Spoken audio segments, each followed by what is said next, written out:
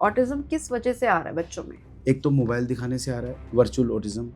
ये आप समझ लीजिए 60 से 70% तादाद इसी की है और बाकी अब वैक्सीन के से भी आ रहा है। गुरु नानक आयुर्वेदिक क्लिनिक में आप किस-किस चीज़ का ट्रीटमेंट करते हैं? जितने भी बाल रोग हैं, उसी में हम ट्रीटमेंट कर रहे हैं, बच्चों का ट्रीटमेंट कर रहे हैं, जिसमें आजकल ऑटिज़्म है, एडीएचडी है, स्पीच डिले है। क्या ऑटिज्म और एडीएचडी पूरी तरीके से ठीक हो सकता है? ये पूरी तरह से बिल्कुल ठीक हो सकता है, मगर एजुकेशन से। जो ऑटिज़्म है ना, ये आप देखेंगे ना, इंडिया में 2018 में 300-400 बच्चों में, 500 बच्चों में 1 बच्चे में एवरेज पाया जाता है। लॉकडाउन के बाद एकदम आइसोलेट बच्चे जो हुए हैं, तब ये अब आज की कंडीशन क्या है, 60 बच्चों में 1 बच्चे में पाया जा रहा है। मैक्सिमम हमारा जो ट्रीटमेंट है वो ऑर्गेनिक, नेचुरल और नेचुरोपैथी से होता है। नमस्कार जी, मैं कंवल नयन कौर गुरु नानक आयुर्वेदिक क्लिनिक प्रेमनगर से और आज हम जानेंगे कि एडीएचडी और ऑटिज्म में क्या डिफरेंस है और जानेंगे कि माता-पिता जो हैं जिनके मन में इतने सवाल होते हैं, उन सारे सवालों के जवाब आज हम जानेंगे मिस्टर भरविंदर सिंह जी से, जो हैं गुरु नानक आयुर्वेदिक क्लिनिक के ओनर। नमस्कार जी। नमस्कार जी। कैसे हैं आप? बढ़िया जी, आप सुनाइए? और सब बढ़िया। ठीक है। अच्छा सर, आजकल जैसे पेरेंट्स डिस्टर्ब हैं, उनको नहीं पता कि एडीएचडी और ऑटिज्म में क्या डिफरेंस है। तो आप थोड़ा-सा एक्सप्लेन करेंगे कि एडीएचडी और ऑटिज्म में क्या डिफरेंस है? ज़रूर, मैं बताऊँगा आपको। एडीएचडी पहले तो कोई बीमारी नहीं है, वो एक लक्षण है जिससे आपको ये पता लगता है कि बच्चा दिमागी तौर से संतुलन नहीं है। तो बैलेंस ना होने से तो बच्चा दिमाग को सही तरह से इस्तेमाल नहीं करता। पढ़ने और लिखने के और सोचने के, और काफ़ी बच्चों को काफ़ी काम होता है, होमवर्क होता है, प्रेशर होता है, वो है ही नहीं। हमारी जो ऊर्जा होती है ना, तो 70% 60% हमारे दिमागी तौर पे खर्च होती है। तो जब दिमाग में ऊर्जा बच्चे की कमी खर्च ही नहीं हो रही, वो ऊर्जा जो है कन्वर्ट हो रही है, एक तरफ से एकत्र हो रही है, वो एक लक्षण है हाइपर एक्टिव का। तो एनर्जी ज़्यादा जो यूज़ हो रही है, वो उसमें एनर्जी ज़्यादा आ रही है। उसमें एनर्जी ज़्यादा आ रही है तो कम थक रहा है, कम थक रहा है तो रात को लेट सो रहा है, ठीक है? और सारा दिन इधर-उधर भागता रहता है और दिमागी तौर से डिस्टर्ब है, तो सिटिंग नहीं है। एक तरह से समझ लीजिए शुद्ध बुद्ध नहीं है।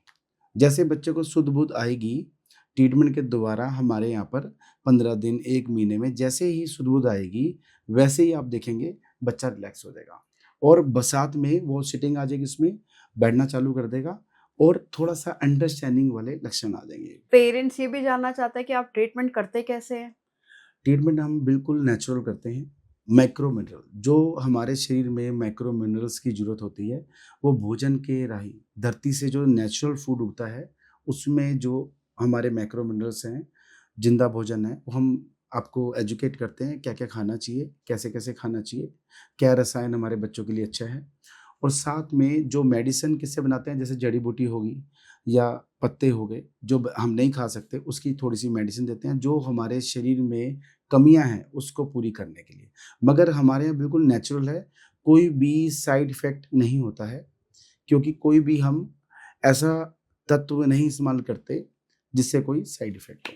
नेचुरल ही है हमारा, कुदरती। पेरेंट्स जैसे कुछ टाइम के लिए कंटिन्यू करते हैं और रिजल्ट आता है तो वो बीच में डिसकंटिन्यू कर देते हैं। तो पेरेंट्स ये जानना चाहते हैं कि अगर वो जैसे डिसकंटिन्यू कर देते हैं, तो क्या वो बच्चा बैक हो जाता है? नहीं, बैक तभी होगा जब वो कोई ड्रग्स वाली मेडिसिन लेंगे, ठीक है? वो सम टाइम रिज़ल्ट आएगा। उसके बाद जब बंद कर देंगे तो नेचुरल बच्चा अपने नेचुरल में आ जाएगा, तो आपको वापसी बैक दिखेगा, मगर बैक नहीं है क्योंकि रिजल्ट आया ही नहीं। रिजल्ट तो तब आएगा जब हम उसको ठीक करेंगे, ट्रीटमेंट देंगे। तो ट्रीटमेंट नहीं दिया, वो ड्रग्स दी, वो ड्रग्स हम सबकी बंद कराते हैं। हमने हज़ारों बच्चों की ड्रग्स एलोपैथिक मेडिसिन बंद कराई है, क्योंकि ऑर्गन फेल होते हैं, साइड इफ़ेक्ट होता है उससे। वो हम बिल्कुल भी सजेस्ट नहीं करते, ना देते हैं। मगर जो हम मेडिसिन देते हैं, वो मेडिसिन नहीं है, वो फूड है। जितने मिनरल्स हैं वो मिलते हैं।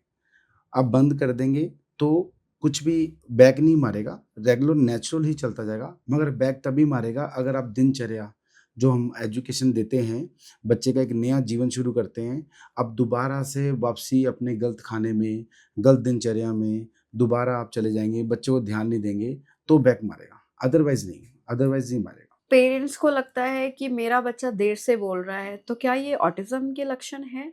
जी, आप बिल्कुल समझ सकते हैं क्योंकि पहले ज़माने में क्या होता था, जो बुज़ुर्ग बोलते थे मेरा बच्चा लेट बोला है और ये भी बोल जाएगा। म उस टाइम क्या था कि जो आजकल जो रोग आए हैं वो उस टाइम नहीं थे।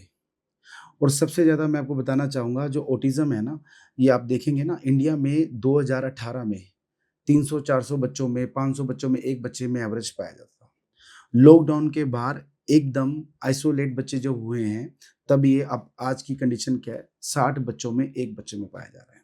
तो अब ये लक्षण लक्षण ही है कि बच्चा नहीं बोल पा रहा, तो उसका सीधा-सीधा प्रभाव है कि बच्चे का मानसिक संतुलन बिगड़ा हुआ है। इसके क्या कारण है? ये किस वजह से हो रहा है? ऑटिज़्म किस वजह से आ रहा है बच्चों में? हमने ज़्यादातर देखा जो पेशेंट आ रहा है, 4 तरीके से बच्चे का मानसिक संतुलन बिगड़ रहा है, जिससे वो ऑटिज़्म और एडीएचडी में जा रहा है। उसमें मेन लक्षण जो है 70% मोबाइल ही है। मोबाइल बिल्कुल नहीं दिखाना, मोबाइल दिखाने से ज़्यादा वर्चुअल ऑटिज़्म हो रहा है। बाकी मैं इसके बारे में डिटेल में बताऊँगा मैं कि डीपली क्या असर होता है बच्चे के लिए। दूसरा हो रहा है असर वैक्सीन से, ठीक है? वैक्सीन लगाने से साइड इफ़ेक्ट होने से ब्रेन डैमेज हो रहा है। और तीसरा हो रहा है, जैसे बच्चे को फ़ीवर आ जाए, 6 महीने का बच्चा है या 1 साल का है या 2 साल का है, बहुत ज़्यादा फ़ीवर आ जाए, दिमागी तौर पे चढ़ जाए और उसमें फिट आते हैं, दौरे आते हैं बच्चे को, उसमें भी देखा गया है कि संतुलन बिगड़ रहा है बच्चे का। और साथ में एक चीज़ और पाई गई है, जैसे जब बच्चे का जब बोर्न होता है, रोता नहीं है तो उसमें क्या है नर्वस सिस्टम से कनेक्शन नहीं होने के कारण बच्चे का, जब बच्चा माँ के पेट में होता है ना, तो वहाँ का टेम्परेचर अलग होता है, जब बाहर निकलता है तो वहाँ का टेम्परेचर अलग होता है। तो जैसे नॉर्मल बच्चा बाहर आता है तो उसको सेंसेशन होता है और वो रोता है।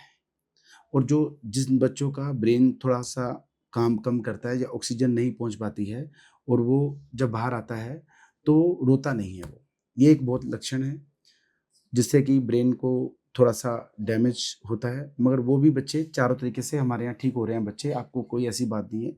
आपके कोई भी प्रॉब्लम है, चारों के बच्चे ठीक होंगे। वर्चुअल ऑटिज़्म बहुत जल्दी ठीक हो रहा है, रिकवर हो रहा है। 15 दिन, 20 दिन, 1 महीने में रिज़ल्ट आ रहा है। जो बोन का है, वो थोड़ा 1 महीने के बाद है, मगर सुधार उसमें भी दिख रहा है। काफ़ी सुधार उसमें भी दिख रहे हैं। जिनको फिट आते हैं, फिट्स में जो मेडिसिन चलती है, उसको धीरे-धीरे हम बंद करते हैं, जैसे-जैसे सुधार आता है।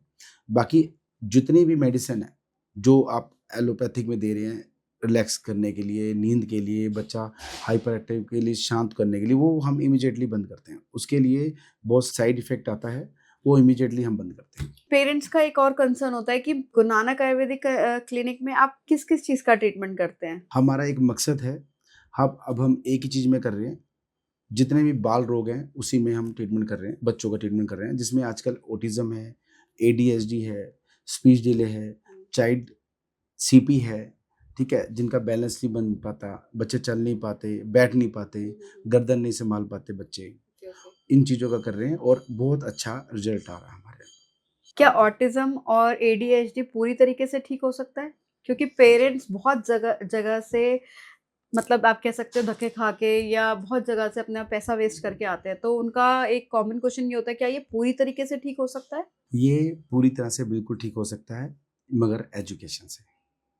एजुकेशन हमारा यही एक मकसद है कि हम एजुकेशन दें।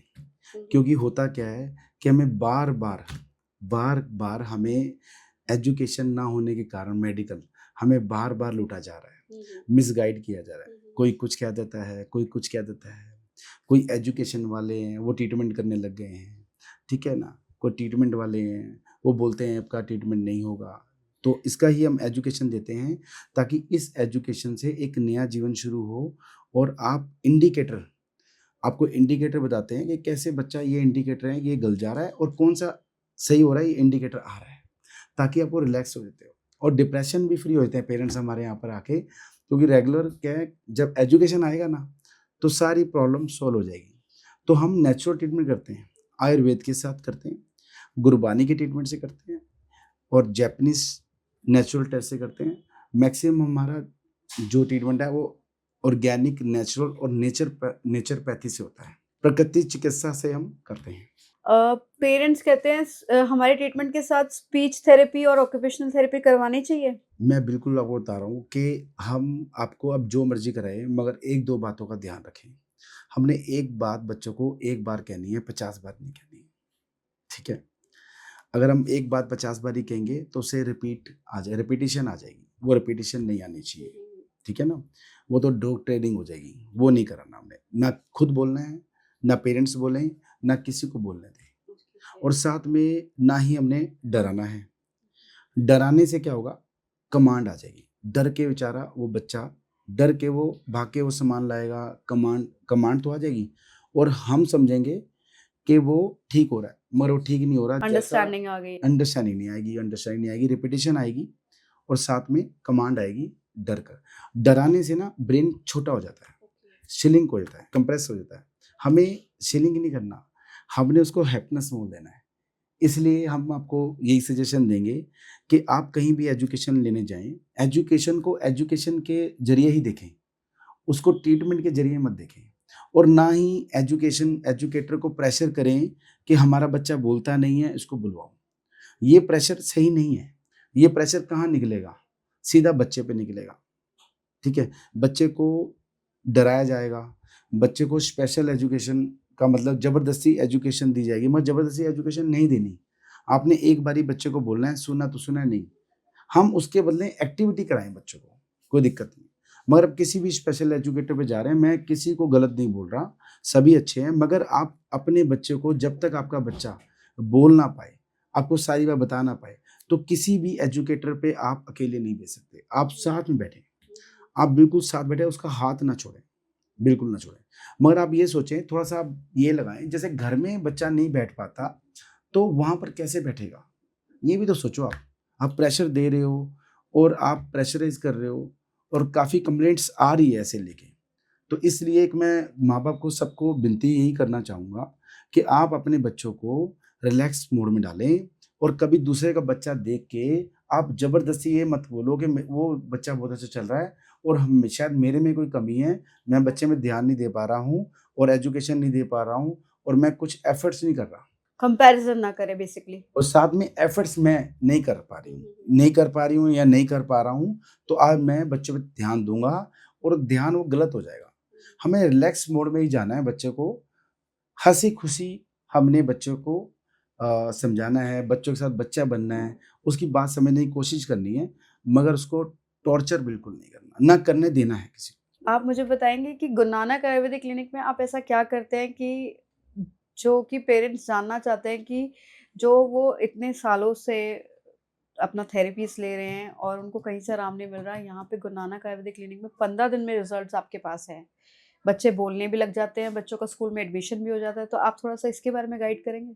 जी, बिल्कुल गाइड करूँगा। आपको मैं एक चीज़ बताना चाहता हूँ, एक चीज़ साथ-साथ में बताना चाहता हूँ कि हमारा बच्चों को जो सबसे बड़ा रोग है, वो ब्रेन का समस्या है, ठीक है? मस्तिष्क संतुलन नहीं होने के कारण ये चीज़ें होती हैं। दिमागी तौर पे जब वो हमारी बात पेरेंट्स की बात बच्चा नहीं समझ पाता है और समझा नहीं पाता है, ये सारा रोग जो है ब्रेन के रिलेटेड है। तो मैं आपको ये बताना चाहूँगा मोटा-मोटा कि आप नॉर्मल इंसान का ब्रेन कैसे काम करता है। हमारे ब्रेन में न्यूरॉन्स होते हैं। न्यूरॉन जब भी आप कोई मैसेज भी देते हो, सामने वाला आप अगर आपने बोला स्टैंडिंग या मैंने आपको स्टैंडिंग बोला, आपको समझ आ गया? मगर आपको सुन के समझ नहीं आया। ये मैसेज आपके ब्रेन में जाएगा, न्यूरॉन्स में जाएगा, एक्सॉन के ज़रिए एक्सॉन एंडिंग में जाएगा। उसके बाद हमारे ब्रेन में 100 मिलियन न्यूरॉन्स होते हैं। एक न्यूरॉन दूसरे न्यूरॉन को ट्रांसफ़र करेगा, सर्किट होता है हमारा। तो सबको क्रॉस करने के बाद फिर आंसर आता है स्टैंडिंग का, तब आप समझते हो स्टैंडिंग। किसी प्रकार अगर मैं ऐसी लैंग्वेज बोलूँ जो आपको नहीं आती है, तो आप सुनोगे ज़रूर और आपके ब्रेन में जाएगी, न्यूरॉन्स में जाएगी और मगर फिर क्रॉस होने के बाद आपको समझ नहीं आएगी क्योंकि आपने वो लैंग्वेज सीखी नहीं है। इसी तरह बच्चे जो हैं, वो माँ-बाप की बात मातृभाषा जो होती है, वो समझ नहीं पाते। वो लैंग्वेज ही नहीं आती क्योंकि दिमागी तौर से वो संतुलन नहीं होते हैं, समझ नहीं आती है, तो बोल नहीं पाते हैं, समझा नहीं पाते हैं और जो वो बोलते हैं, वो पेरेंट्स नहीं समझ पाते हैं। हम ब्रेन का उपचार मैक्रो मिनरल्स से करते हैं, जो कैल्शियम है, फास्फोरस है, मैग्नीशियम है, पोटेशियम है, सल्फर है आदि। तो किस हिसाब से हमने खाना है, नेचुरल ये खाना बताते हैं। धरती के नीचे ट्रेस मिनरल होते हैं, ज़िंक होता है, आयरन होता है, मैग्नीशियम होता है, सेलेनियम होता है, प्लेटियम होता है, आयोडीन होता है, कॉपर होता है, गोल्ड होता है। तो उसके जितने भी धातु होते हैं, आपके धातु घर में चेंज कराकर और उसकी कुछ मेडिसिन देके जो हमारे शरीर में कमी है, इससे हम ब्रेन को ठीक करते हैं, नेचुरल वे से ठीक करते हैं और दिनचर्या चेंज करते हैं, गुरुबानी के ज्ञान से करते हैं, जैपनीज़ ट्रीटमेंट से करते हैं, आयुर्वेद ट्रीटमेंट से करते हैं। वो एजुकेशन पूरी माँ-बाप को देते हैं और इंडिकेटर्स बताते हैं, किस हिसाब से हमारा बैड इंडिकेटर है, कौन-सा हमारा अच्छा इंडिकेटर है। आपको खुद ही जब माँ खुद डॉक्टर बन जाती है, तो उससे बड़ा डॉक्टर कोई नहीं है। जो पेरेंट्स दूर रहते हैं, जो नहीं आ सकते हैं, आप उनको ऑनलाइन ट्रीटमेंट कैसे देते हैं? आप उनको कैसे समझाते हैं, उनको कैसे गाइड करते हैं? थोड़ा ब्रीफ करो। उनको हम सेशन देते हैं ऑनलाइन, 2 घंटे का सेशन होता है। उसमें पूरा हम उनको समझाते हैं कि एक कैसे नया जीवन शुरू करना है बच्चे का और माता-पिता को पूरी एजुकेशन देते हैं, क्या खाना है, क्या नहीं खाना है, कब सोना है, कब जागना है और कब पीना है, इसके बारे में पूरा बताते हैं। और इंडिकेटर सारे जितने लक्षण हैं बच्चों के ये बताते हैं। हम ऑनलाइन पूरा 2 घंटे देते हैं और जितनी भी उनकी इंक्वायरी होती है, वो इंक्वायरी पूरी उनको सॉल्व करते हैं। साथ में हमारी जो टीम है पूरी एग्ज़ामिनेशन करती है, बच्चों की जाँच करती है कि बच्चों को प्रॉब्लम क्या है। पूरा चार्ट बनता है, उसके हिसाब से मेडिसिन बनती है, डाइट चार्ट बनता है, पूरी डाइट चार्ट की किट भेजते हैं साथ में हम, ठीक है? और जहाँ भी हो, विदेश में हो या इंडिया में हो या यूरोप में हो, हम हर जगह पर कोरियर से मेडिसिन सारी भेज देते हैं और पेरेंट्स को आराम से मिल जाती है। और साथ में एक फैमिली मेंबर की तरह हमारे साथ सारे परिवार जुड़े हुए हैं। 24/7 सर्विस है हमारे यहाँ पर। किसी भी पेरेंट्स को कोई भी प्रॉब्लम हो, किसी के बच्चे को फ़ीवर हो, लूज़ मोशन हो, साथ में कब्जी हो या अन्य कोई प्रॉब्लम हो, जुकाम हो, कुछ भी हो, वो हमसे संपर्क करता है और हम घर बैठे-बैठे उनको सजेस्ट करके वो बच्चे का उपचार भी करते हैं। तो इस ऐसे हम ऑनलाइन करते हैं। हमारा मेन मकसद यही है कि जो लोग नहीं आ पा रहे हैं, मजबूर हैं, दूर हैं या मजबूर हैं, नहीं आ सकते, साधन नहीं है, कोई किसी का पैसा है, किसी पे नहीं है, तो इलाज सबका हो। कोई गरीब भी है उसका भी इलाज हो, जो अमीर है उसका तो होता ही है और गरीब है उसका भी हो। कोई भी बच्चा हमारे यहाँ से छूट ना जाए जो हमारे पास आया है। हम भगवान को ये प्रार्थना करते हैं जो सेवा दी है आपने हमें और कोई भी सेवा हमसे छूट ना जाए, कि कोई बच्चा छूटे ना। तो एजुकेशन देने का मकसद यही है और आपको मैं बताना चाह रहा हूँ हमारे देश में सबसे जो कमी है ना एजुकेशन की है। बिल्कुल, बिल्कुल, तो सही कह हम रहे हैं आप। कहीं भी जाते हैं मेडिकल में वो अपना लिख देते हैं, ठीक है 5-7 मिनट देते हैं, 2 ढाई घंटे कौन देता है? बिल्कुल सही कह रहे हैं। हम 2 ढाई घंटे बिठाते हैं, कई बार 3-3 घंटे भी सेशन हो जाता है। तो हमारा मेन उपदेश्य ये है कि पेरेंट्स को एजुकेशन करना और एजुकेशन नहीं थी तब ये बीमारी आई। इसके बारे में मैं बताऊँगा आपको। अब एजुकेशन होती तो बीमारी ना आती। अब जो घर में माँ है, ठीक है, छोटी फैमिली होगी, पहले बड़े परिवार होते थे, बच्चे वगैरह सब खेलते थे, 4, 5, 6 कज़िन्स होते थे, बच्चे खेलते थे, बड़ा परिवार होता, बच्चों को मासी अ, चाचा, मामा सभी लोग सँभालते थे, डिवाइड करके। तो पालन-पोषण सबसे मुश्किल है, तो पालन-पोषण ही सबसे मुश्किल है।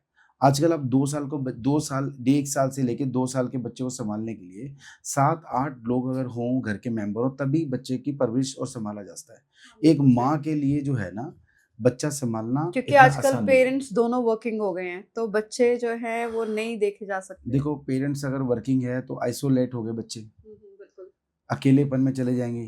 तो ये प्रॉब्लम ही अकेलेपन से आई है। अब अच्छा। अकेलापन कैसे आया? लॉकडाउन आया, हाँ। अकेलापन आया, तो उसमें ज़्यादा पर परसेंटेज बढ़ गई। लॉकडाउन के टाइम पे तो सारे परिवार घर पे ही थे, तो फिर ये घर पे प्रॉब्लम क्यों थे आई? तो होता क्या है बच्चों के लिए एक बंद कमरा नहीं बना, खुला आसमान बना है। हुँ। जो चील होती है ना, चील को अगर पिंजरे में अगर बंद कर दो मरना पसंद करेगी बिल्कुल, बिल्कुल। और खुला आसमान चाहिए। बच्चों को खुला आसमान चाहिए।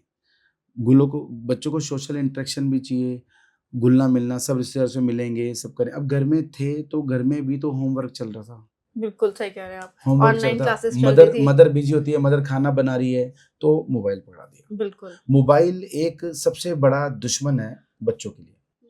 अगर हमारा कोई इस जगह पर हमारी कोई सारी संपत्ति ले ले या हमारे साथ धोखाधड़ी कर दे और सबसे बड़ा दुश्मन हो, क्या हम उसकी हेल्प लेंगे? नहीं, बिल्कुल नहीं नहीं। लेंगे। नहीं। तो हम क्यों कहते हैं हम 2 मिनट खाना बना रहे थे, 2 मिनट मोबाइल दे दिया।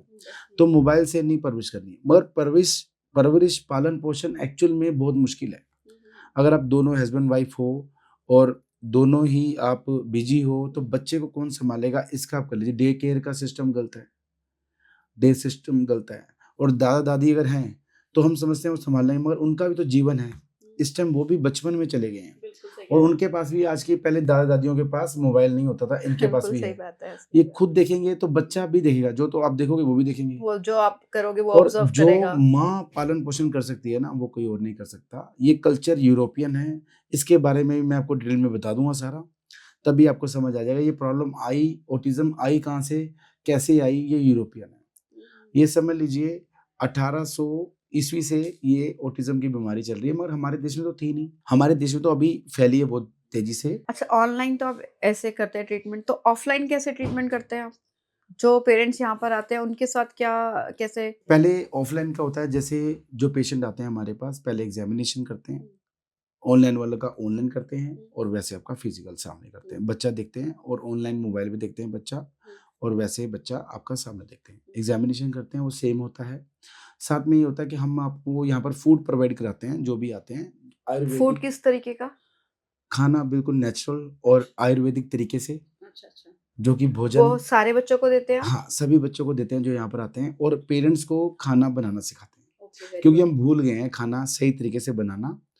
उसके बारे में मैं आपको डिटेल में बताऊँगा अभी, फूड कौन-सा बनाना है, कैसे बनाना है, उसके बारे में डिटेल में बताऊँगा।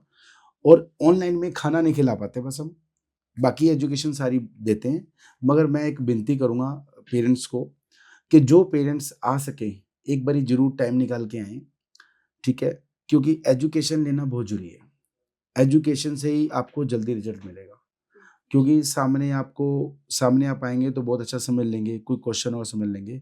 मगर जो ऑनलाइन होता है हमारे पास 100% हम कोशिश यही करते हैं कि हम सबको सही ज्ञान दे सकें। फिर वो लोग देते हैं, कुछ लोग मेडिसिन मँगा लेते हैं, फिर 1 महीने बाद देते हैं। कुछ लोग लेके इतना अच्छा लगता है उनको तो नेक्स्ट वो भी आ जाते हैं। तो उसमें भी हमारी जितने भी लोग मेडिसिन सेशन लेते हैं हमारे से, काफ़ी हद तक 99% सभी लोग हमारे से मेडिसिन लेते हैं। वो भी जुड़ जाते हैं और हर लोग यहाँ भी नहीं आ सकते। पेरेंट्स का एक कंसर्न और है कि क्या आपकी मेडिसिन्स और ट्रीटमेंट से कोई साइड इफेक्ट भी है? हाँ जी, बिल्कुल ज़रूर है। बच्चे आपके ठीक हो जाएँगे, यही है। क्योंकि हमारे ये यहाँ साइड पर इफेक्ट तो सारे पेरेंट्स को क्योंकि चाहिए। क्योंकि ऐसा है, जितने भी फैमिली मेंबर हमारे बने हैं, किसी को कोई प्रॉब्लम नहीं और सबको ओके। ट्रस्ट है। कइयों को ट्रस्ट देके आ जाता है हाँ, भगवान की कृपा से और कई बिल्कुल, आके मिल के हो जाता है। बिल्कुल। और यहाँ पर पेरेंट्स आपस में मिलते हैं ना, हाँ, हाँ, हाँ। तो रिस्पॉन्स देके ना, तो वो भी बड़ा हेल्पफुल होता है हमारे हेल्पफुल हो लिए। जाता है। जी, जी। तो थैंक यू सो मच। आज हमें बात करी बलविंदर सिंह जी से और जाना कि ऑटिज़्म और एडीएचडी में क्या डिफरेंस है और पेरेंट्स के कई सवालों के जवाब देने की हमने पूरी कोशिश करी है। आगे भी हम इस तरह से वीडियोस लेकर आते रहेंगे और आपकी कोई और क्वेरीज हो तो आप हमें कनेक्ट कर सकते हैं। हमारा नंबर है 8506 850 445। Thank you. Thank you. धन्यवाद जी।